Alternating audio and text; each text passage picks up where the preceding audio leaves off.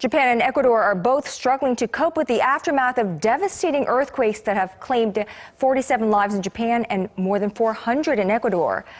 But not all victims come directly from the quakes. Prolonged evacuation for hundreds of thousands of people are taking a toll, as among the latest fatal victims in Kumamoto is a woman who died of what's called the economy class syndrome. Our Kim Jung-soo has more on that, as well as the latest out of Ecuador. Although nearly 5 days have passed since the first quake hit Kumamoto Prefecture in southern Japan, there are still new developments rising from the affected region, as nearly 250,000 people who have been displaced from their homes face prolonged periods of time in cars, temporary tents, and other unfavorable living conditions. As of Tuesday, a 51-year-old woman from the city of Kumamoto who had been sleeping in a car died from the so-called economy class syndrome, also known as deep vein thrombosis.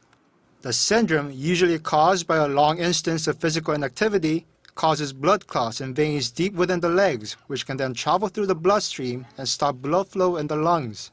Japanese media outlets say that at least 23 others are suspected of suffering from this syndrome.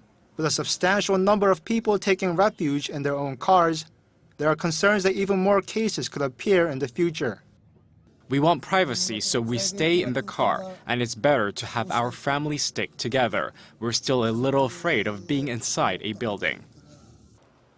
Meanwhile, a coalition of national military, police, and firefighting forces was dispatched to the area before the 72-hour golden window to find survivors closed at 1 a.m. on Tuesday morning. The U.S. military provided supplementary air transportation for the recovery process, and the Kumamoto airport resumed its commercial flights on Tuesday.